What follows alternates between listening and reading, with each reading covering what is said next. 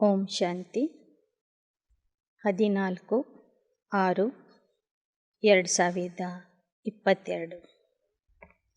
मीठे बच्चे, 21 जन्मों की पूरी प्रारब्ध लेने के लिए बाप पर पूरा पूरा बलि चढ़ो। अधूरा नहीं, बलि चढ़ना अर्थात बाप का बन जाना। ಮಧುರ ಮಕ್ಕಳೇ, 21 ಜನ್ಮಗಳ ಸಂಪೂರ್ಣ ಪ್ರಾರಬ್ಧ ಬೇಕಾದರೆ ತಂದೆಗೆ ಸಂಪೂರ್ಣ ಅರ್ಪಣೆ ಆಗಿರಿ. ತಂದೆಯ ಮುಂದೆ ಬಲಿಯಾಗಿರಿ. ಅರ್ಧ ಬಲಿಯಾಗಬೇಡಿ, ಸಂಪೂರ್ಣ ಬಲಿಯಾಗಬೇಕು.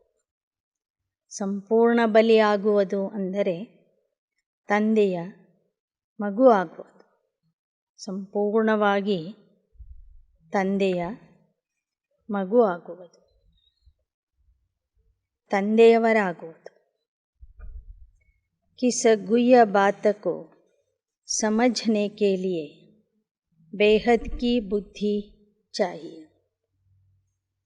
ಯಾವ ಆಳವಾದ ಮಾತನ್ನು ತಿಳ್ಕೊಳ್ಳಿಕ್ಕಾಗಿ ಬೇಹದ್ದಿನ बुद्धि ಬೇಕು.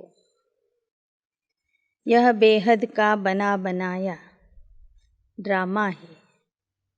जो पास्ट हुआ वो ड्रामा, अब यह ड्रामा पूरा होता है.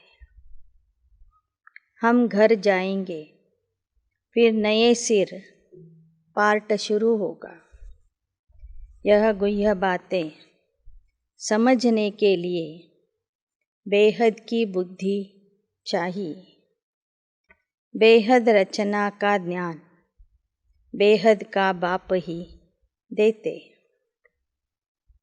ಈ ಬೇಹದ್ದಿನ ಮಾಡಲ್ಪಟ್ಟಂತಹ ನಾಟಕದಲ್ಲಿ ಏನು ನಡೆದು ಹೋಗಿದೆಯೋ ಅದು ಡ್ರಾಮಾ.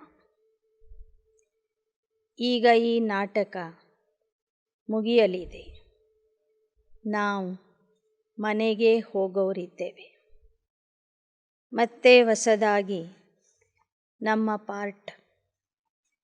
ಪಾತ್ರ ಶುರು ಆಗಲಿದೆ. ಇವೆಲ್ಲ ಗಹನ ಮಾತುಗಳನ್ನು ತಿಳ್ಕೊಳ್ಳಿಕ್ಕೆ ಬೇಹದ್ದಿನ ಬುದ್ಧಿ ಬೇಕು. ಬೇಹದ್ ರಚನೆಯ ಜ್ಞಾನ, ಸೃಷ್ಟಿ ನಾಟಕದ ಜ್ಞಾನ ಬೇಹದ್ದಿನ ತಂದೆನೇ ಕೊಡ್ತಾರೆ. प्रश्न: मनुष्य किस बात में हाय हाय कर रड़ी मारते हैं और तुम बच्चे खुश होते हो? ಮನುಷ್ಯರು ಯಾವ ವಿಷಯದ ಬಗ್ಗೆ ಬಹಳ ದುಃಖಿಯಾಗ್ತಾರೆ, ಅಯ್ಯೋ ಅಯ್ಯೋ ಅಂತ ಅಳ್ತಾರೆ, ಬೊಬ್ಬೆ ಹಾಕ್ತಾರೆ. ಆದರೆ ನೀವು ಮಕ್ಕಳು ಅದೇ ವಿಷಯದ ಬಗ್ಗೆ ಖುಷಿ ಆಗ್ತೀರಿ. उत्तर: अज्ञानी मनुष्य थोड़ी सी बीमारी आने पर रड़ी मारते हैं.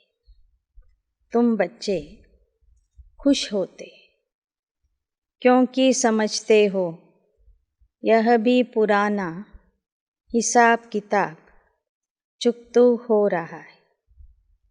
ಅಜ್ಞಾನಿ ಮನುಷ್ಯರು ಕಾಯಿಲೆ ಬಂದಾಗ ಅಳ್ತಾರೆ, ಬೊಬ್ಬೆ ಹಾಕ್ತಾರೆ, ಅಯ್ಯೋ ಅಯ್ಯೋ ಅಂತ ದುಃಖಿ ಆಗ್ತಾರೆ. ಆದರೆ ನೀವು ಮಕ್ಕಳು ನಿಮ್ಮ ಲೆಕ್ಕಾಚಾರವನ್ನು ತೀರಿಸ್ತಾ ಇದ್ದೀರಿ ಅಂತ ತಿಳ್ಕೊಂಡು ಖುಷಿಯಲ್ಲಿ ಇರ್ತೀರಿ. ನೀವು ಅವರಂತೆ ಅಳೋದಿಲ್ಲ, ಖುಷಿಯಿಂದ ನಿಮ್ಮ ಲೆಕ್ಕಾಚಾರವನ್ನು ಚುಕ್ತು ಮಾಡ್ತೀರಿ. ಗೀತ್: तूने रात गंवाई सो के दिन गंवाया खा के. ಇಂದಿನ ಮನುಷ್ಯ ರಾತ್ರಿಯೆಲ್ಲ ನಿದ್ದೆ ಮಾಡೋದರಲ್ಲಿ ಕಳೀತಾ ಇದ್ದಾನೆ, ಹಗಲೆಲ್ಲ ಊಟ ಮಾಡೋದರಲ್ಲಿ ಕಳೀತಾ ಇದ್ದಾನೆ. ಅಂದರೆ ಹಗಲೆಲ್ಲ ಊಟನೇ ಮಾಡೋದಿಲ್ಲ, ಆದರೆ ಆ ಊಟಕ್ಕಾಗಿಯೇ ದುಡಿಯೋದರಲ್ಲಿ ಕಳೀತಾನೆ. ಓಂ ಶಾಂತಿ. वास्तव में ओम शांति कहने की भी ज़रूरत नहीं, परंतु कुछ न कुछ बच्चों को समझाना होता है, परिचय देना होता है. आजकल बहुत है जो ओम शांति जपते रहते हैं. ವಾಸ್ತವಿಕವಾಗಿ ಪ್ರತಿದಿನವೂ ಓಂ ಶಾಂತಿ ಹೇಳುವ ಅಗತ್ಯ ಇಲ್ಲ. ಆದರೂ ಸಹ ಮುರಳಿ ಪ್ರಾರಂಭ ಮಾಡುವಾಗ ಮಕ್ಕಳ ಜೊತೆಗೆ ಏನಾದರೂ ಮಾತಾಡಬೇಕು, ಸಂಬೋಧನೆ ಮಾಡಬೇಕು. ಆ ಉದ್ದೇಶದಿಂದ ಬಾಬಾ ಹೇಳ್ತಾರೆ ಓಂ ಶಾಂತಿ. ಇಲ್ಲಿಯ ಓಂ ಶಾಂತಿ ಕೇಳಿ ಹೊರಗಿನ ಜನರು ಸಹ ಇವತ್ತು ಓಂ ಶಾಂತಿಯ ಜಪ ಮಾಡ್ತಾ ಇದ್ದಾರೆ. अर्थ नहीं समझते. ओम शांति हम आत्मा का स्वधर्म शांत है, यह ठीक है, परंतु फिर ओम शिवोहम कह दिया, वह फिर रॉन्ग हो गया. ಓಂ ಶಾಂತಿ ಅಂದರೆ ನಾನು ಆತ್ಮ, ನನ್ನ ಸ್ವಧರ್ಮ ಶಾಂತಿ ಆಗಿದೆ ಅಂತ ತಿಳ್ಕೊಳ್ಳೋದು ಸರಿ ಇದೆ. ಆದರೆ ಭಕ್ತರು ಓಂ ಶಿವೋಹಂ ಅಂತ ಏನು ಹೇಳ್ತಿದ್ದಾರೆ ಅದು ತಪ್ಪಾಗಿದೆ. ವಾಸ್ತವ में इन गीतों की ज़रूरत नहीं.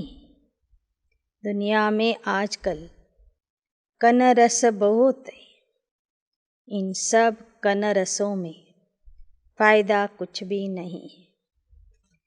ವಾಸ್ತವಿಕವಾಗಿ ಈ ಹಾಡುಗಳನ್ನು ಕೇಳುವ ಅಗತ್ಯನೂ ಇಲ್ಲ. ಆದರೆ ಜನರನ್ನು ಆಕರ್ಷಣೆ ಮಾಡುವುದಕ್ಕಾಗಿ ಒಳ್ಳೊಳ್ಳೆ ಹಾಡುಗಳನ್ನು ಹಾಕಿ ಅದರ ಅರ್ಥ ತಿಳಿಸ್ತಾ ಬಾಬಾ ಮುರಳಿಯನ್ನು ಹೇಳ್ತಾರೆ. ವಾಸ್ತವಿಕವಾಗಿ ಆ ಕರ್ಣರಸದಿಂದ ಆತ್ಮಕ್ಕೆ ಯಾವ ಲಾಭನೂ ಇಲ್ಲ. मनरस तो अभी आता है एक बात का. बाप बच्चों को सन्मुख बैठ समझाते हैं. ಆದರೆ ಜ್ಞಾನ ತಿಳಿದವರಿಗೆ ಮನರಸದ ಅನುಭವ ಆಗ್ತದೆ. ಪರಮಾತ್ಮನ ಸನ್ಮುಖದಲ್ಲಿ ಕುಳಿತು ಮುರಳಿ ಕೇಳುವಾಗ ಮನಸ್ಸಿಗೆ ಆನಂದ ಆಗ್ತದೆ. अब भक्ति की रात पूरी हो, प्रभात हो रही, इसलिए प्रभात के समय को बहुत महत्व है. भक्त भी प्रभात के समय भक्ति करते, माला भी जपते. यह भक्ति की रसम चली आती. ನೀವು ಮಕ್ಕಳು ಬೆಳಗ್ಗೆ ಬೆಳಗ್ಗೆ ಎದ್ದು ಬಾಬೋರ್ನ ನೆನಪು ಮಾಡ್ತೀರಿ. ಅಮೃತ ವೇಳೆಗೆ ಸಂಗಮ ಯುಗದಲ್ಲಿ ಬಹಳನೇ ಮಹತ್ವ ಇದೆ. ಅದಕ್ಕಾಗಿ ಭಕ್ತರೂ ಸಹ ಬೆಳಗ್ಗಿನ ಸಮಯದಲ್ಲಿ ಪೂಜೆ ಮಾಡ್ತಾರೆ, ಇಷ್ಟ ದೇವತೆಗಳ ಸ್ಮರಣೆ ಮಾಡ್ತಾರೆ, ಮಾಲೆಯನ್ನು ಹಿಡಿದು ಜಪ ಮಾಡ್ತಾರೆ. भगवान को याद करते हैं क्योंकि दुखी जब आफत आती है, बीमार पड़ते तो भगवान को याद करते. भक्त ही भगवान को याद करते. ಭಗವಂತನನ್ನು ಎಲ್ಲ ಭಕ್ತರು ನೆನಪು ಮಾಡ್ತಿದ್ದಾರೆ. ಯಾಕೆ ಅಂದರೆ ದುಃಖಿಯಾಗಿದ್ದಾರೆ. ಅದರಲ್ಲೂ ಸಹ ಕಾಯಿಲೆ ಬಂದಾಗ ಹೆಚ್ಚಿನ ಪ್ರಮಾಣದಲ್ಲಿ ಭಗವಂತನನ್ನು ನೆನಪು ಮಾಡ್ತಾರೆ. सत्य त्रेता में भक्ति होती नहीं तो सारा ಭಕ್ತಿ ಕಲ್ಟ್ ಹೋ ಜಾಯ್. ಆದರೆ ಬಾಬಾ ಹೇಳ್ತಾರೆ, ಸತ್ಯತ್ರೇತಾಯುಗದಲ್ಲಿ ಭಕ್ತಿ ಇರೋದೇ ಇಲ್ಲ. ಅಲ್ಲಿ ಯಾರು ದುಃಖಿನೂ ಆಗೋದಿಲ್ಲ, ಯಾರಿಗೂ ಕಾಯಿಲೆನೂ ಬರೋದಿಲ್ಲ. ಆ ಕಾರಣದಿಂದ ಯಾರು ಪರಮಾತ್ಮನ ನೆನಪು ಸಹ ಮಾಡೋದಿಲ್ಲ. ಒಂದು ವೇಳೆ ಅಲ್ಲಿಯೂ ಭಕ್ತಿ ಇದ್ದಿದ್ದೇ ಆದರೆ ಇಡೀ ನಾಟಕನೇ ಭಕ್ತಿಯ ನಾಟಕ ಆಗ್ತಿತ್ತು. 4 ಯುಗಗಳಲ್ಲಿ ಭಕ್ತಿಯ ಆಟನೇ ನಡೀತಿತ್ತು. ಆದರೆ ನಾಟಕ ಆ ಥರ ಇಲ್ಲ. ಅರ್ಧ ಕಲ್ಪ ಭಕ್ತಿ, ಅರ್ಧ ಕಲ್ಪ ಜ್ಞಾನ, बाद में है वैराग्य, भक्ति के बाद फिर है दिन. ಅರ್ಧ ಕಲ್ಪ ಜ್ಞಾನದ ಪ್ರಾರಬ್ಧ, ಅರ್ಧ ಕಲ್ಪ ಭಕ್ತಿ, ಕೊನೆಗೆ ಸಂಗಮ ಯುಗದಲ್ಲಿ ವೈರಾಗ್ಯ. ಒಂದು ಭಕ್ತಿಯ ಮೇಲೆ ವೈರಾಗ್ಯ, ಎರಡನೇದು ಹಳೆ ಪ್ರಪಂಚದ ಮೇಲೆ ವೈರಾಗ್ಯ. भक्ति ज्ञान वैराग्य अक्षर ठीक है, वैराग्य किसका? पुरानी दुनिया, पुराने संबंध आदि से वैराग्य. ದ್ವಾಪರ ಕಲಿಯುಗದಲ್ಲಿ ಅರ್ಧ ಕಲ್ಪ ಭಕ್ತಿ ಮಾಡಿದ್ವಿ, ಭಕ್ತಿಯ ಫಲ ಜ್ಞಾನ ಸಿಕ್ತು ಸಂಗಮ ಯುಗದಲ್ಲಿ. ಜ್ಞಾನದಿಂದ ಇಡೀ ಜಗತ್ತಿನ ಮೇಲೆ, ದೇಹ ಮತ್ತು ದೇಹದ ಸಂಬಂಧದ ಮೇಲೆ ವೈರಾಗ್ಯ ಬರ್ತದೆ. ಆದ್ದರಿಂದ ಭಕ್ತಿ ಜ್ಞಾನ ವೈರಾಗ್ಯ ಅಂತ ಹೇಳುವುದು ಸಹ ಸರಿ ಇದೆ. अब हम मुक्तिधाम में बाबा के पास जाते हैं. भक्तों को ही भगवान बाप मिलता है. भक्तों को सद्गति देना भगवान का काम है और कुछ करना नहीं, सिर्फ बाप को पहचानना है. बाप इस मनुष्य सृष्टि झाड़ का बीज है, उसको उल्टा झाड़ कहते. बीज से झाड़ कैसे निकलता, यह भी बहुत सहज है. ಬಾಬಾ ಹೇಳ್ತಾರೆ, ಭಕ್ತರಿಗೆ ಸದ್ಗತಿ ಕೊಡೋದಕ್ಕಾಗಿಯೇ ಪರಮಾತ್ಮ ಬರ್ತಾನೆ.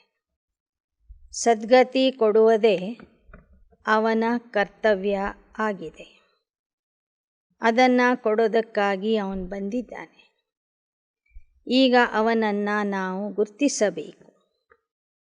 ಆ ತಂದೆ ಮನುಷ್ಯ ಸೃಷ್ಟಿಯ ಬೀಜ ಆಗಿದ್ದಾರೆ.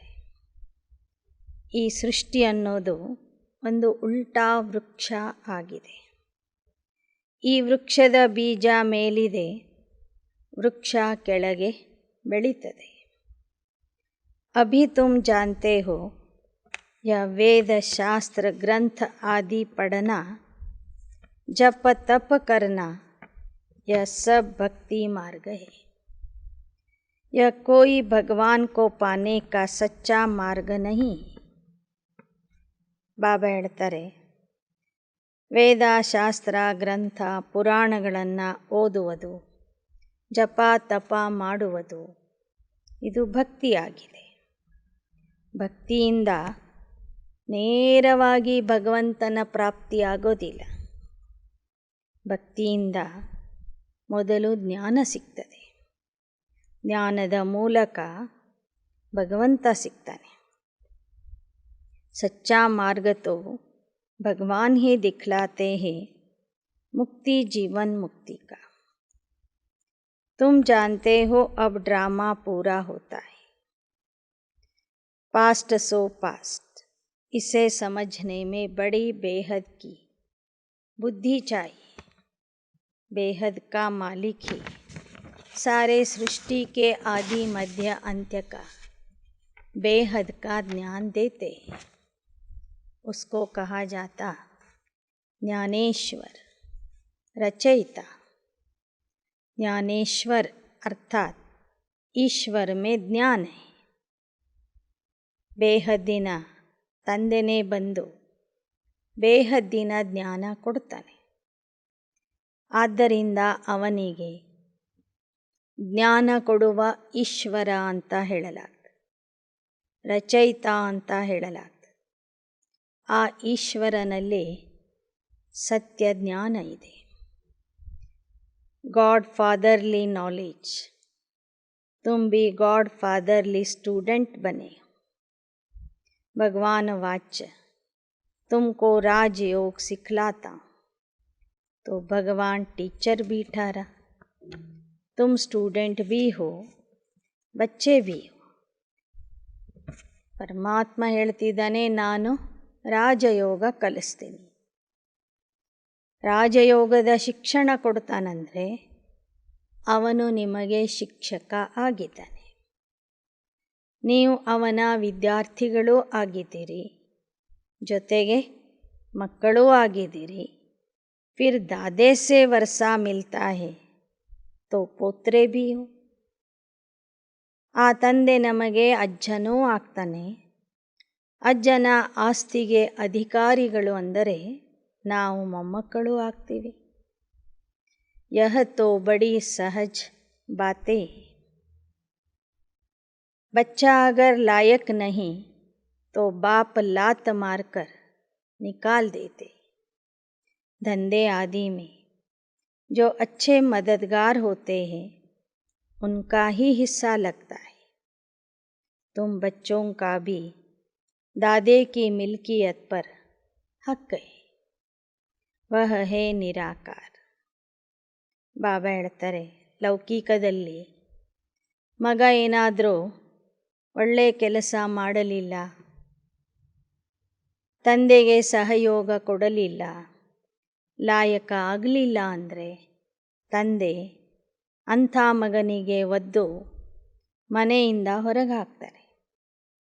ಯಾವ ಮಗ ತಂದೆಯ ವ್ಯಾಪಾರದಲ್ಲಿ ಉದ್ಯೋಗದಲ್ಲಿ ಸಹಯೋಗ ಕೊಡ್ತಾನೆ ಅವನಿಗೆ ಆಸ್ತಿಯಲ್ಲಿ ಹಿಸ್ಸೆ ಸಿಗ್ತದೆ.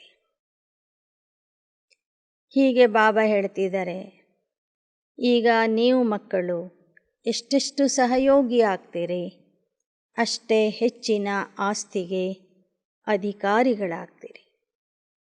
हम दादे से वर्षा ले रहे, वह नॉलेजफुल है. ब्रह्मा विष्णु शंकर को पतित पावन नहीं कहेंगे, वह तो देवताए. ಶಿವ ಬಾಬಾ ತಂದೆಯ ರೂಪದಲ್ಲೂ ಆಸ್ತಿ ಕೊಡ್ತಾರೆ, ಅಜ್ಜನ ರೂಪದಲ್ಲಿನೂ ಆಸ್ತಿ ಕೊಡ್ತಾರೆ. ಅವನು ನಾಲೆಜ್ಫುಲ್ ಆಗಿದ್ದಾನೆ. ಬ್ರಹ್ಮ ವಿಷ್ಣು ಶಂಕರರಿಗೆ ಪತಿತ ಪಾವನ ಅಂತ ಹೇಳೋದಿಲ್ಲ. ಉನ್ಕೋ ಸದ್ಗತಿ ದಾತಾ ಭಿ ನಹಿ ಕಹಿ, ವಹ ಏಕ್ ಹಿ ಯಾದ ಭಿ ಸಭಿ ಏಕ ಕೋ ಕರ್ತೆ. ಅವನಿಗೆ ಸದ್ಗತಿ ದಾತ ಅಂತ ಹೇಳೋದಿಲ್ಲ. ಯಾರಿಗೆ? ಬ್ರಹ್ಮ ವಿಷ್ಣು ಶಂಕರರಿಗೆ ಪತಿತ ಪಾವನ ಸದ್ಗತಿ ದಾತ ಅಂತ ಹೇಳೋದಿಲ್ಲ. ಸದ್ಗತಿ ದಾತ ಏಕ್ ಹಿ ಒಬ್ಬನೇ ಇದ್ದಾನೆ. ಯಾದ ಭಿ ಸಭಿ ಏಕ ಕೋ ಕರ್ತೆ.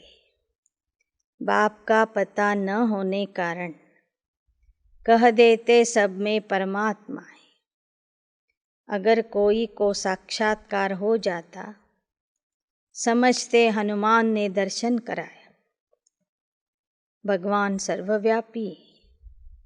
कोई भी चीज़ में भावना रखो तो साक्षात्कार हो जाता है.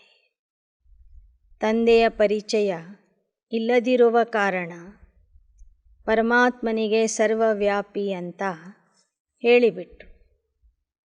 ತಿಳ್ಕೊಳ್ಳಿ, ಆಂಜನೇಯನ ಭಕ್ತನಿಗೆ ಆಂಜನೇಯನ ಸಾಕ್ಷಾತ್ಕಾರ ಕಾಣಿಸ್ತದೆ. ಆಗ ಅವನು ತಿಳ್ಕೊತಾನೆ ಆಂಜನೇಯ ಸರ್ವವ್ಯಾಪಿ ಆಗಿದ್ದಾನೆ ಅಂತ. ಆದರೆ ಬಾಬಾ ಹೇಳ್ತಾರೆ, ಅವರ ಭಾವನೆಗೆ ಬಾಡಿಗೆಯನ್ನು ನಾನು ಕೊಡ್ತೀನಿ. ಅವರ ಇಷ್ಟ ದೇವತೆಗಳ ಸಾಕ್ಷಾತ್ಕಾರ ನಾನು ಮಾಡಿಸ್ತೀನಿ. यहाँ तो पढ़ाई की बात है और बाप कहते मैं बच्चों को आकर पढ़ाता. ಆದರೆ ಇಲ್ಲಿ ಸಾಕ್ಷಾತ್ಕಾರಕ್ಕೆ ಮಹತ್ವ ಇಲ್ಲ, ಅಭ್ಯಾಸಕ್ಕೆ ಮಹತ್ವ ಇದೆ. ನಾನೇ ಬಂದು ಮಕ್ಕಳಿಗೆ ಓದಿಸ್ತಾ ಇದ್ದೀನಿ. ನೀವು ಚೆನ್ನಾಗಿ ಓದಬೇಕು. पढ़ाते भी कितना साधारण रीति से. बैरिस्टर होगा, आप समान बैरिस्टर बनाएगा. तुम जानते हो इस भारत को स्वर्ग किसने बनाया? और भारत में रहने वाले सूर्यवंशी देवताएं कहाँ से आए? मनुष्यों को बिल्कुल पता नहीं है. अभी है संगम. ಹೇಗೆ ಬ್ಯಾರಿಸ್ಟರ್ ಆದವರು ಬ್ಯಾರಿಸ್ಟರ್ ವಿದ್ಯಾರ್ಥಿಗಳನ್ನು ತಯಾರು ಮಾಡ್ತಾರೆ, ಹಾಗೆ ಪರಮಾತ್ಮ ಮಕ್ಕಳನ್ನು ತನ್ನ ಸಮಾನ ಮಾಡಿ ಭಾರತದ ಸ್ವರ್ಗದ ಮಾಲೀಕರನ್ನಾಗಿ ಮಾಡ್ತಾನೆ. ಈ ಸೂರ್ಯವಂಶದ ದೇವತೆಗಳು ಎಲ್ಲಿಂದ ಬಂದರು, ಯಾರು ಅವರಿಗೆ ಆ ಒಂದು ಸ್ಥಾನಮಾನ ಕೊಟ್ಟರು, ಅವ್ರು ಹೇಗೆ ಆ ರಾಜ್ಯವನ್ನು ಪಡ್ಕೊಂಡ್ರು ಅನ್ನೋದು ಯಾವ ಮನುಷ್ಯರಿಗೂ ಗೊತ್ತಿಲ್ಲ. ಅಭಿ ಸಂಗಮ್ ಹೇ, ತುಮ್ ಸಂಗಮ್ ಪರ್ ಖಡೆ ಹೋ, दूसरा कोई संगम पर नहीं है. यह संगम का मेला देखो कैसा है. बच्चे आए हैं बाप से मिलने. यह मेला ही कल्याणकारी है. बाकी और जो भी कुंभ के मेले लगते हैं उनसे कोई प्राप्ति नहीं. सच्चा सच्चा कुंभ का मेला कहा जाता है संगम को. गाते हैं आत्मा परमात्मा अलग रहे बहुकाल, फिर सुंदर सुहावना मेला कर दिया. यह समय कितना अच्छा है. ಬಾಬಾ ಹೇಳ್ತಾರೆ, ಈ ಸಂಗಮ ಯುಗ ಕಲ್ಯಾಣಕಾರಿ ಯುಗ ಆಗಿದೆ. ಈ ಯುಗದಲ್ಲಿನೇ ಆತ್ಮರು ಮತ್ತು ಪರಮಾತ್ಮನ ಮಿಲನದ ಸುಂದರ ಮೇಳ ನಡೀತದೆ. ಈ ಸಂಗಮ ಯುಗ ಕಲ್ಯಾಣಕಾರಿಯಾಗಿದೆ. क्योंकि इस समय ही सबका कल्याण होता है. बाप सबको पढ़ाते हैं. वह निराकार स्टार लिंग रूप रखा है समझाने के लिए. बिंदी रखने से कुछ समझ न सके. ಇದು ಕಲ್ಯಾಣಕಾರಿ ಸಂಗಮ ಯುಗ. ಈ ಯುಗದಲ್ಲಿ ಎಲ್ಲರ ಕಲ್ಯಾಣನೂ ಆಗ್ತದೆ. ಎಲ್ಲರ ಕಲ್ಯಾಣ ಮಾಡೋದಕ್ಕಾಗಿಯೇ ಪರಮಾತ್ಮ ಓದಿಸ್ತಾನೆ. ಅವನು ನಿರಾಕಾರ ನಕ್ಷತ್ರದ ಆಕಾರದಲ್ಲಿ ಇದ್ದಾನೆ. ಆದರೆ ಭಕ್ತರು ಪೂಜೆ ಮಾಡುವುದಕ್ಕಾಗಿ ದೊಡ್ಡ ಆಕಾರದಲ್ಲಿ ಅವನ ಪ್ರತಿಮೆಯನ್ನು ಸ್ಥಾಪನೆ ಮಾಡಿದ್ದಾರೆ. ಲಿಂಗು ರೂಪದಲ್ಲಿ ಅವನ ಮೂರ್ತಿಯನ್ನು ಸ್ಥಾಪನೆ ಮಾಡಿದ್ದಾರೆ. बिंदी रखने से कुछ समझ न सके.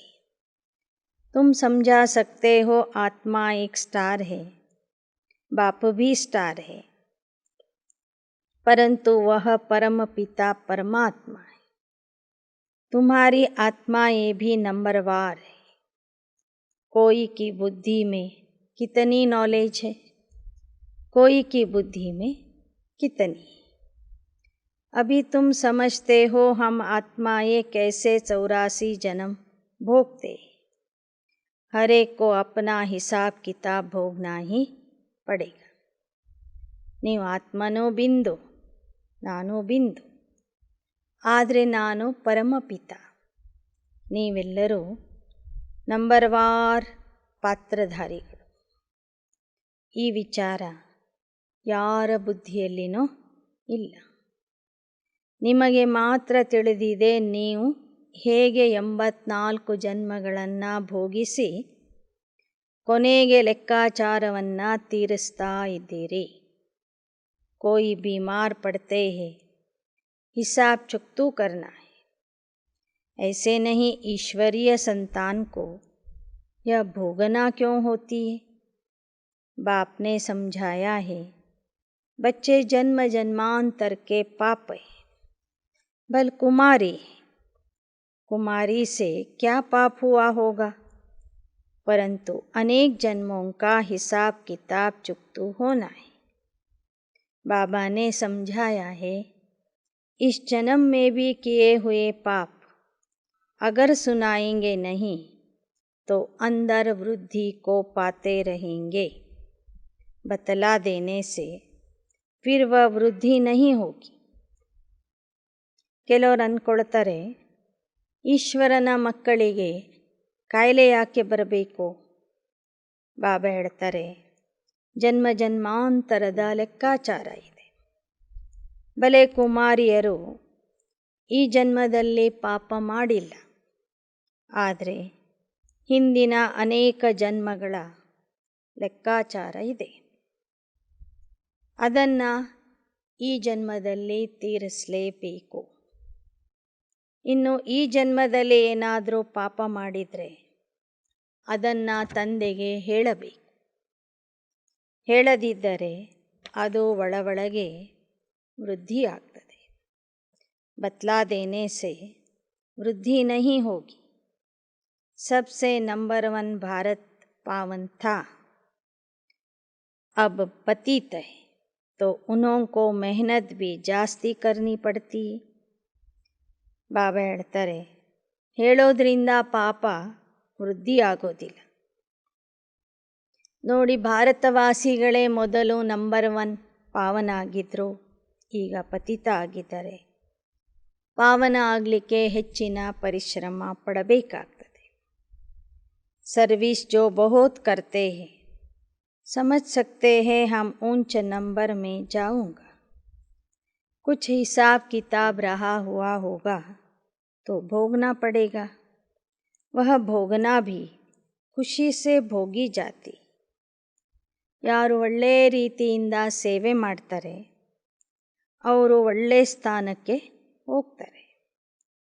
ಅಂಥವ್ರಿಗೂ ಸಹ ಸಂಗಮ ಯುಗದಲ್ಲಿ ಹಳೆ ಲೆಕ್ಕಾಚಾರ ಇತ್ತು ಅಂದರೆ ಕಾಯಿಲೆಯ ಮೂಲಕ ಅದನ್ನು ಚುಕ್ತು ಮಾಡಬೇಕಾಗ್ತದೆ.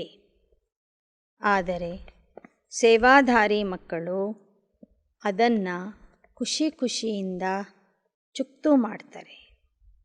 अज्ञानी मनुष्यों को कुछ होता तो एकदम हाय हाय कर रड़ी मारने लग पड़ते. यहाँ तो खुशी से भोगना है. ಅಜ್ಞಾನಿಗಳಿಗೇನಾದರೂ ಕಾಯಿಲೆ ಬಂದರೆ ಎಷ್ಟು ದುಃಖಿ ಆಗ್ತಾರೆ, ಎಷ್ಟು ಅಳುತ್ತಾರೆ. ಆದರೆ ನೀವು ಮಕ್ಕಳು ಖುಷಿಯಿಂದ ಆ ಕಾಯಿಲೆಯನ್ನು ಸಹನೆ ಮಾಡ್ತೀರಿ. हम पावन थे, आप पतित बने. यह चोला पार्ट बजाने के लिए हमको ऐसा मिला है. यह बुद्धि में आया तो हम दुखी नहीं होंगे. आश्चर्य नहीं खाना चाहिए कि फलाने को यह बीमारी क्यों हुई. अरे देखो, कृष्ण का भी नाम गाया हुआ है, सांवरा और गोरा. चित्र बनाने वाले समझते नहीं. ಬಾಬನ ಮಕ್ಕಳಿಗೆ ಏನಾದರೂ ಕಾಯಿಲೆ ಬಂದ್ರೂ ನೀವು ಆಶ್ಚರ್ಯ ಪಡಬಾರದು. ಕೃಷ್ಣನಿಗೂ ಸಹ ಕಪ್ಪು ಬಣ್ಣ ಕೊಟ್ಟಿದ್ದಾರೆ ಭಕ್ತರು. ಅಂಥ ದೇವತಾ ಕೃಷ್ಣನಿಗೂ ಸರ್ಪ ಕಚ್ಚಿತ್ತು ಅಂತ ಬರೆದಿದ್ದಾರೆ. ಅಂದರೆ ಅವನಿಗೂ ಶಿಕ್ಷೆ ತಪ್ಪಿರಲಿಲ್ಲ ಅಂತ ಬರೆದಿದ್ದಾರೆ.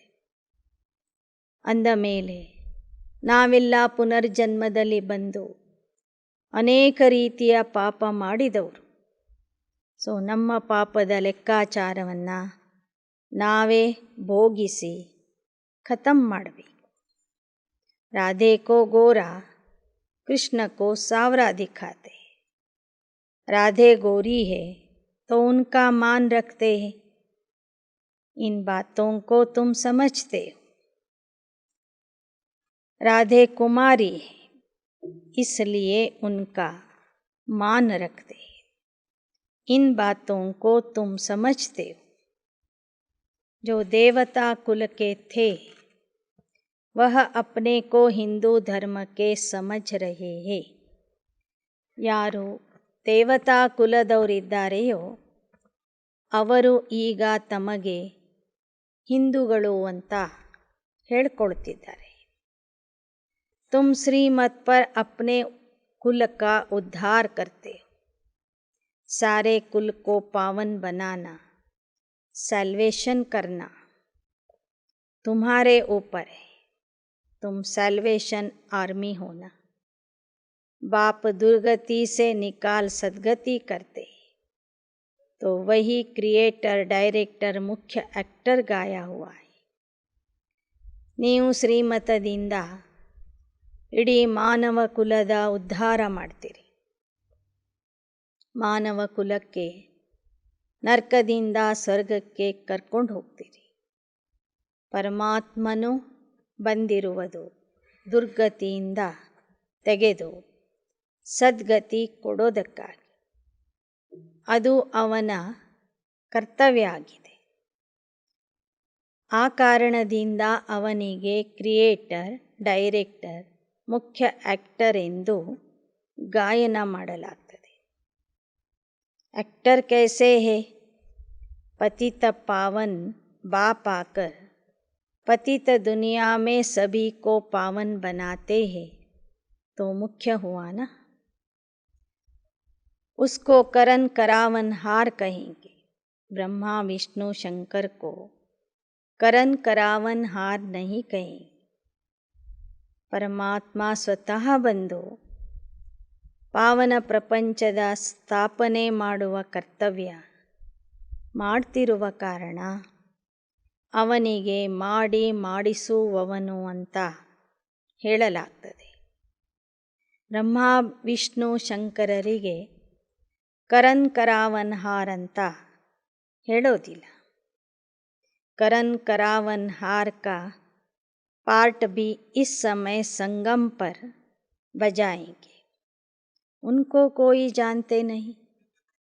ಆ ಕರನ್ ಕರಾವನ್ಹಾರ್ ತಂದೆ ತನ್ನ ಪಾತ್ರವನ್ನು ಸಂಗಮ ಯುಗದಲ್ಲಿ ಮಾಡ್ತಾನೆ। ಈ ವಿಚಾರನೂ ಜನರಿಗೆ ಗೊತ್ತಿಲ್ಲ। ಮನುಷ್ಯ 16 कला से फिर नीचे गिरते, आहिस्ते आहिस्ते कला कम होती। सतयुग में 8 जन्म, एक एक जन्म ड्रामा अनुसार कुछ न कुछ कला कम होती। अभी है चढ़ने की बारी। जब पूरे चढ़ जाएंगे फिर धीरे धीरे उतरेंगे। ಈಗ ಏರುವ ಸಮಯ ಬಂದಿದೆ। ಸಂಪೂರ್ಣವಾಗಿ ಏರಿದ ನಂತರ निदानಕ್ಕೆ इळिता बरतेवे। बच्चे, अभी यह राजधानी स्थापन हो रही। राजधानी में तो हर प्रकार के चाहिए। अच्छी रीति श्रीमत पर जो चलते हैं वह ऊंच पद पाते। सो भी जब पूछे ना तब बाप बता सकते। ಬಾಬಾ ಹೇಳ್ತಾರೆ, ರಾಜಧಾನಿಯ ಸ್ಥಾಪನೆ ಆಗ್ತಿದೆ ಅಂದ ಮೇಲೆ ರಾಜಧಾನಿಯಲ್ಲಿ ಎಲ್ಲ ಪ್ರಕಾರದ ಜನ ಬೇಕು। ಕೆಲವರು ಉನ್ನತ ಪದವಿಗೆ ಹೋಗ್ತಾರೆ, ಕೆಲವರು ದಾಸದಾಸಿನೂ ಆಗ್ತಾರೆ। ನಿಮ್ಮ ಪದವಿ ಏನು ಅಂತ ತಂದೆಗೆ ಕೇಳಿದರೆ ತಂದೆ ಹೇಳಬಹುದು, ಆದರೆ ಕೇಳುವ ಧೈರ್ಯ ಯಾವ ಮಕ್ಕಳಿಗೂ ಇಲ್ಲ ಅಂತ ಬಾಬಾ ಹೇಳ್ತಾರೆ। वह तो सारी दुनिया के आदि मध्य अंत्य को जानते हैं, फिर भी बाबा को अपना पोता मेल भेजना है, तब बाबा राय दे सकते। एक एक की दिल को नहीं बैठ कर जानेंगे. ನಾಲೆಜ್ಫುಲ್ ಜರೂರೇ. ನಾನು ಜ್ಞಾನಸಾಗರ ಇದ್ದೀನಿ, ಆದರೆ ನಿಮ್ಮ ಸಮಸ್ಯೆಯನ್ನು ನೀವೇ ಬರೆದು ಕೇಳಬೇಕು. ಆಗ ನಿಮಗೆ ತಂದೆಯಿಂದ ಸಲಹೆ ಸಿಗ್ತದೆ. बाबा कहते मैं आदि मध्य अंत्य को जानता, तब तो बताता हूँ कि तुम ऐसे ऐसे गिरते हो फिर चढ़ते हो. यह पार्ट भारत का है. जो सबसे जास्ती भक्ति करते उनको पहले सद्गति मिलनी चाहिए. जो पूज्य थे फिर 84 जन्म भी उन्होंने ली. ಭಕ್ತಿ भी उन्होंने की ನಂಬರ್ವಾರ್. ಯಾರು ಎಲ್ಲರಿಗಿಂತ ಹೆಚ್ಚಿನ ಭಕ್ತಿ ಮಾಡ್ತಾರೆ ಅವರಿಗೆ ಮೊದಲು ಸದ್ಗತಿಯ ಪ್ರಾಪ್ತಿಯಾಗ್ತದೆ. ಅವರೇ ಪೂಜ್ಯ ಆಗ್ತಾರೆ, ನಂತರ ನಂಬರ್ವಾರ್ ಇಳಿತಾರೆ. ಬಲ್ ಇಸ್ ಸಮಯ ಜನ್ಮ ಮಿಲಾ ಹೈ, ಪರಂತು ಆಗೆ ಜನ್ಮ ಕೆ ಪಾಪ ತೋ ಹೈ ನಾ. ವಹ ಕಟ್ತೆ ಹೇ ಯಾದ ಕಿ ಬಲ್ ಸೆ. ಭಲೆ ಈ ಜನ್ಮದಲ್ಲಿ ನೀವು ಪಾಪ ಮಾಡಿಲ್ಲ, ಆದರೆ ಹಿಂದಿನ ಜನ್ಮಗಳ ಪಾಪ ಸಾಕಷ್ಟು ಇದೆ. ಆ ಪಾಪ ನೆನಪಿನ ಬಲದಿಂದ ಕಡಿಮೆ ಮಾಡಿಕೊಳ್ಳ್ರಿ, ಇಳಿಸ್ಕೊಳ್ರಿ. ಯಾದ ಹಿ ಡಿಫಿಕಲ್ಟ್ ಹೈ. फिर भी बाप कहते तुम याद में बैठो तो निरोगी बनेंगे. निरोगी काया या बड़ी आयु भी मिलती है सिर्फ याद से. ನೆನಪಿನಲ್ಲಿ ಇರುವುದು ಕಷ್ಟದ ಕೆಲಸ, ಆದರೂ ನೀವು ಅದನ್ನು ಬಿಡಬಾರದು. ನೀವು ನನ್ನನ್ನು ನೆನಪು ಮಾಡ್ತಾ ಹೋಗ್ರಿ, ನೀವು ನಿರೋಗಿ ಆಗ್ತೀರಿ. ನಿಮಗೆ ನಿರೋಗಿ ಕಾಯ ಮತ್ತು ದೊಡ್ಡ ಆಯುಷ್ಯದ ಪ್ರಾಪ್ತಿಯಾಗ್ತದೆ. ನಾಲೆಜ್ ಸೆ ತುಮ್ ತ್ರಿಕಾಲದರ್ಶಿ ಬಂತೆ. त्रिकालदर्शी का अर्थ भी कोई नहीं जानते. रिद्धि सिद्धि वाले भी बहुत होते. यहाँ बैठे भी लंदन की पार्लियामेंट आदि देखते रहेंगे, परंतु इस रिद्धि सिद्धि से फ़ायदा कुछ भी नहीं. ಇತ್ತೀಚಿನ ದಿನಗಳಲ್ಲಿ ರಿದ್ಧಿ ಸಿದ್ಧಿ ಮಾಡೋರು ಬಹಳ ಜನ ಇದ್ದಾರೆ. ಇಲ್ಲಿ ಕುಳಿತು ತಮ್ಮ ರಿದ್ಧಿ ಸಿದ್ಧಿಯ ಬಲದಿಂದ ಲಂಡನ್ನಲ್ಲಿ ನಡೆಯುವ ಸಭೆಯನ್ನು ಅವರು ನೋಡ್ತಾರೆ, ಆದರೆ ಅದರಿಂದ ಅವರಿಗೆ ಲಾಭ ಏನೂ ಸಿಗೋದಿಲ್ಲ. दीदार भी होते हैं दिव्य दृष्टि से, इन नैनों से नहीं. इस समय तुम सब सांवरे हो. ಆಶೀರ್ವಾದನೂ ನಿಮಗೆ ಸಿಗ್ತದೆ ತಂದೆಯಿಂದ, ಮತ್ತು ದಿವ್ಯ ದೃಷ್ಟಿಯೂ ನಿಮಗೆ ಸಿಕ್ಕಿದೆ. ದಿವ್ಯ ದೃಷ್ಟಿಯಿಂದ ನೀವು ಸಾಕ್ಷಾತ್ಕಾರ ನೋಡ್ತೀರಿ. ಈ ನಯನಗಳಿಂದ ಸಾಕ್ಷಾತ್ಕಾರ ನೋಡೋದಿಲ್ಲ. ಈಗ ನೀವು ತಂದೆಗೆ ಬಲಿಯಾಗಿದ್ದೀರಿ. ಬಲಿ ಪೂರಾ ಚढ़ना है. अधूरी बलि चढ़ते हैं तो मिलता भी अधूरा है. ನೀವು ತಂದೆಗೆ ಸಂಪೂರ್ಣ ಬಲಿಯಾಗಬೇಕು, ಆಗ ಸಂಪೂರ್ಣ ಆಸ್ತಿ ಸಿಗ್ತದೆ. ಅರ್ಧ ಬಲಿ ಆದರೆ ಅರ್ಧ ಸಿಗ್ತದೆ. ಬಾಬಾ भी बलि चढ़ाना, जो कुछ था बलि चढ़ा दिया. उनको 21 जन्मों की प्राप्ति हो गई. इतने सब बलि चढ़ते हैं. इसमें जीवघात की बात नहीं. जीवघाती को महापापी कहा जाता है. ಇಲ್ಲಿ ಬಲಿ ಆಗುವುದು ಅಂದರೆ ಜೀವಘಾತ ಮಾಡಿಕೊಳ್ಳೋದಲ್ಲ. ಜೀವಘಾತ ಮಹಾಪಾಪ ಆಗಿದೆ. आत्मा अपने शरीर का घात करे यह अच्छा नहीं है. ಆತ್ಮ ತಾನೇ ತನ್ನ ಶರೀರದ ಹತ್ಯೆ ಮಾಡಿಕೊಳ್ತದಂದರೆ ಅದು ಒಳ್ಳೆಯದಲ್ಲ. मनुष्य दूसरे का गला काट देते, ये अपना गला काट देते, इसलिए जीवघाती महापापी कहा जाता है. ಇಂದಿನ ಮನುಷ್ಯರು ಬೇರೆಯವರ ರುಂಡನ್ನು ಹಾರಿಸ್ತಾ ಇದ್ದಾರೆ, ತಲೆಯನ್ನು ಕತ್ತರಿಸ್ತಾ ಇದ್ದಾರೆ. ಇನ್ನು ಜೀವಘಾತ ಮಾಡಿಕೊಳ್ಳೋರು ತಮ್ಮ ತಲೆಯನ್ನು ತಾವೇ ಕತ್ತರಿಸ್ತಾರೆ. ಎರಡೂ ಸಹ ಪಾಪ ಆಗಿದೆ. ಇನ್ನೊಬ್ಬರ ತಲೆ ಹಾರಿಸೋದು ಪಾಪನೇ, ನಮ್ಮ ತಲೆಯನ್ನು ನಾವೇ ಹಾರಿಸಿಕೊಳ್ಳೋದು ಪಾಪನೇ. बाप बच्चों को कितना अच्छी रीति समझाते हैं. बच्चे सब संग तोड़ एक हमारे संग बुद्धि योग जोड़ना है. हम पूरे बलिहार जाते हैं. मीठे बच्चे सारे विश्व की राजाई का तुमको मालिक बनाता. ಯಾವ ಮಕ್ಕಳು ನನಗೆ ಸಂಪೂರ್ಣವಾಗಿ ಬಲಿಯಾಗ್ತಾರೆ ಅವರಿಗೆ ನಾನು ವಿಶ್ವದ ಮಾಲೀಕ ಮಾಡ್ತೀನಿ. मैं तो निष्कामी हूँ. मनुष्य भल कहते निष्काम सेवा करते, परंतु फल तो मिलता है ना. बाप निष्काम सेवा करते, यह भी तुम जानते हो. आत्मा जो कहती निष्काम सेवा करते हैं, यह कहाँ से सीखे. तुम जानते हो निष्काम सेवा बाबा ही करते संगम पर. अभी तुम्हारे सन्मुख बैठे.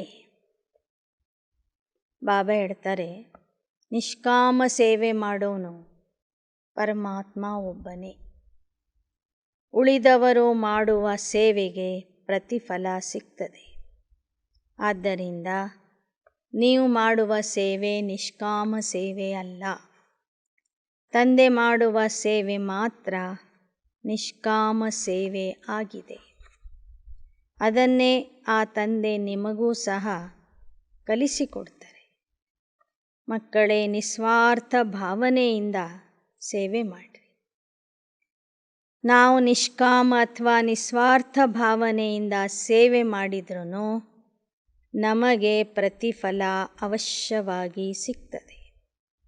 ಆದ್ದರಿಂದ ಅದು ಸಂಪೂರ್ಣ ನಿಷ್ಕಾಮ ಸೇವೆ ಆಗೋದಿಲ್ಲ. ಪರಮಾತ್ಮ ಮಾಡುವ ಸೇವೆ ಮಾತ್ರ ನಿಷ್ಕಾಮ ಸೇವೆ ಆಗಿರ್ತದೆ. अब मैं निराकार तुमको वर्षा कैसे दूँ. सृष्टि के आदि मध्य अंत्य का ज्ञान कैसे सुनाऊँ. इसमें प्रेरणा की बात नहीं. शिव जयंती मनाते हैं तो ज़रूर आता हूँ ना. आता हूँ भारत में. भारत की महिमा सुनाते. भारत तो बिल्कुल महान पवित्र था, अब फिर से बन रहा है. बाप का कितना बच्चों पर लव है. ಬಾಬಾ ಹೇಳ್ತಾರೆ, ನಾನು ನಿರಾಕಾರ. ನಿಮಗೆ ಆಸ್ತಿ ಕೊಡಬೇಕು, ಜ್ಞಾನ ಹೇಳಬೇಕಂದ್ರೆ ಹೇಗೆ ಹೇಳಲಿ. ಆದ್ದರಿಂದ ನಾನೇ ಸ್ವತಃ ಬಂದು ಜ್ಞಾನ ಕೊಡ್ತೀನಿ, ಆಸ್ತಿ ಕೊಡ್ತೀನಿ. ಭಾರತದಲ್ಲಿ ಬರ್ತೀನಿ. ಅದಕ್ಕಾಗಿ ಭಾರತದಲ್ಲಿ ಶಿವರಾತ್ರಿಯ ಆಚರಣೆ ಮಾಡ್ತಾರೆ. ಭಾರತದ ಮಹಿಮೆಯೂ ಸಹ ಅಪರಂಪಾರ ಇದೆ. ಭಾರತನೇ ಪವಿತ್ರ ದೇವಭೂಮಿ ಆಗಿತ್ತು. ಈಗ ಪುನಃ ಅದು ದೇವಭೂಮಿ ಆಗ್ತಾ ಇದೆ. ನೋಡಿ, ಭಾರತದ ಮಕ್ಕಳ ಮೇಲೆ ಬಾಬನಿಗೆ ಎಷ್ಟೊಂದು ಪ್ರೀತಿ ಇದೆ. ಅಚ್ಚ मीठे मीठे सिकिलदे बच्चों प्रति मात पिता बाप दादा का याद प्यार और गुड मॉर्निंग. रूहानी बाप की रूहानी बच्चों को नमस्ते. रूहानी बच्चों की रूहानी बाप दादा को याद प्यार, गुड मॉर्निंग और नमस्ते नमस्ते नमस्ते. धारणा के लिए मुख्य सार। श्रीमत पर अपने कुल का उद्धार करना है। सारे कुल को पावन बनाना है। बाप को अपना सच्चा सच्चा पोता में देना है। ಶ್ರೀಮತದಿಂದ ತಮ್ಮ ಕುಲದ ಉದ್ಧಾರ ತಾವೇ ಮಾಡ್ಕೋಬೇಕು. ಇಡೀ ನಿಮ್ಮ ಕುಲವನ್ನೇ ಪಾವನ ಮಾಡಬೇಕು. ತಂದೆಗೆ ತಮ್ಮ ಸತ್ಯ ಸತ್ಯ ಲೆಕ್ಕಾಚಾರ ಒಪ್ಪಿಸಬೇಕು. 2. याद के बल से अपनी काया को निरोगी बनाना है. बाप पर पूरा पूरा बलिहार जाना है. बुद्धि योग और संग तोड़ एक संग जोड़ना है. ನೆನಪಿನ ಬಲದಿಂದ ನಿಮ್ಮ ಕಾಯ ನಿಮ್ಮ ದೇಹ ನಿರೋಗಿಯನ್ನಾಗಿ ಮಾಡ್ಕೋಬೇಕು. ತಂದೆಗೆ ಸಂಪೂರ್ಣ ಬಲಿ ಆಗಬೇಕು.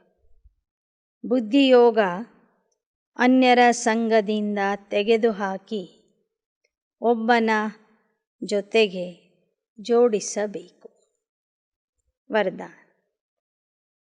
एक बाप दूसरा न कोई, इस स्मृति से निमित्त बनकर सेवा करने वाले ಸರ್ವ ಲಗಾವ ಮುಕ್ತ ಭವ. ಒಬ್ಬ ತಂದೆಯ ವಿನಃ ಬೇರೆ ಯಾರೂ ಇಲ್ಲ ಎಂಬ ಸ್ಮೃತಿಯಿಂದ ನಿಮಿತ್ತ ಆಗಿ ಸೇವೆ ಮಾಡುವಂತಹ ಆಕರ್ಷಣ ಮುಕ್ತ ಆಗಿರಿ.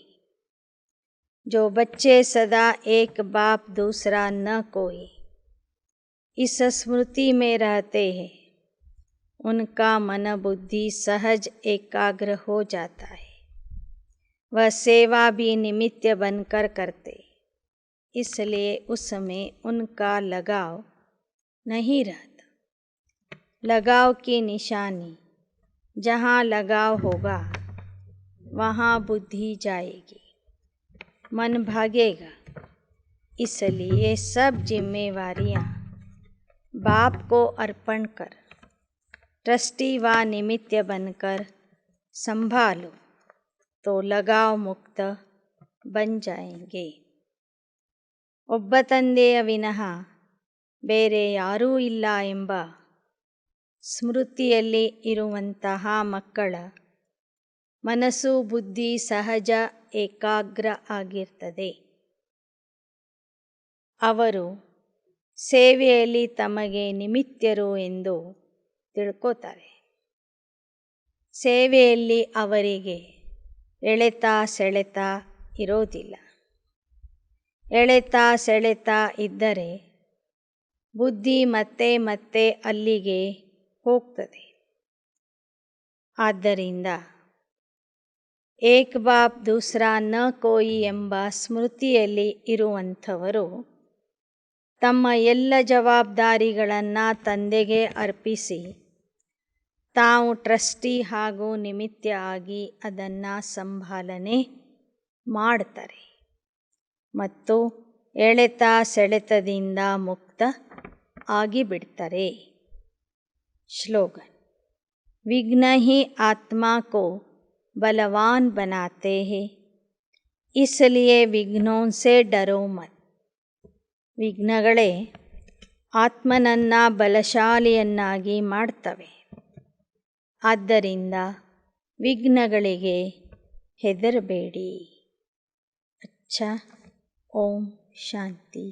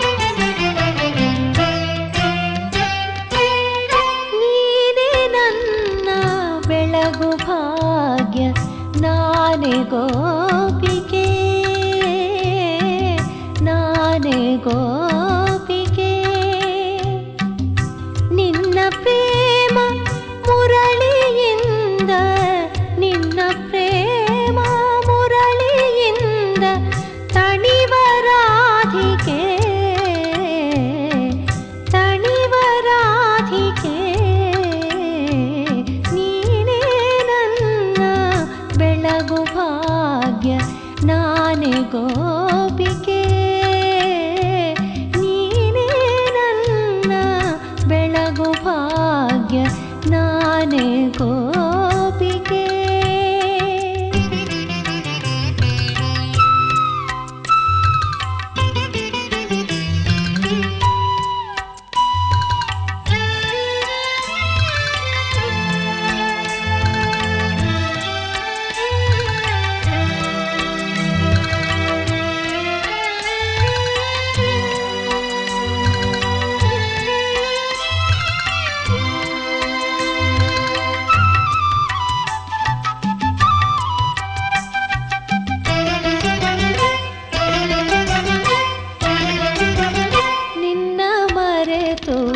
ಎನಿತು ಜನ್ಮ ಕಾಡು ತಿರುಗಿದೆ,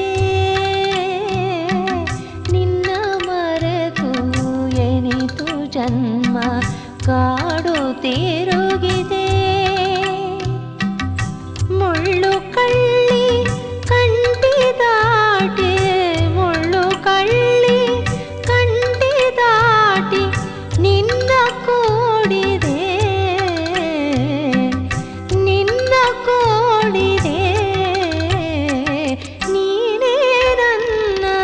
ಬೆಳಗು ಭಾಗ್ಯ ನಾನೇ ಗೋಪಿಕೆ. ನೀನೇ ನನ್ನ ಬೆಳಗು ಭಾಗ್ಯ ನಾನೇ ಗೋಪಿಕೆ.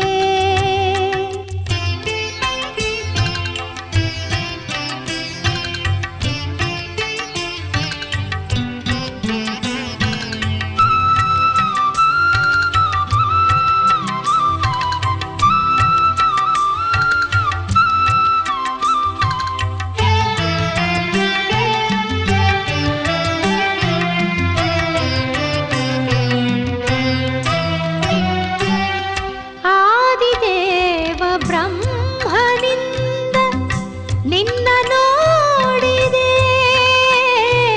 ಆದಿದೇವ ಬ್ರಹ್ಮನಿಂದ ನಿನ್ನ ನೋಡಿದೆ. ಮುರಳಿಗಾನ ಕೇಳಿ ಕೇಳಿ, ಮುರಳಿಗಾನ ಕೇಳಿ ಕೇಳಿ ನಲಿದು ಹಾಡಿದೆ, ನಲಿದು ಹಾಡಿದೆ. ನೀನೇ ನನ್ನ ಬೆಳಗು ಭಾಗ್ಯ ನಾನೇ ಗೋಪಿಕೆ. ನೀನೇ ನನ್ನ ಬೆಳಗು ಭಾಗ್ಯ ನಾನೇ ಗೋಪಿಕೆ.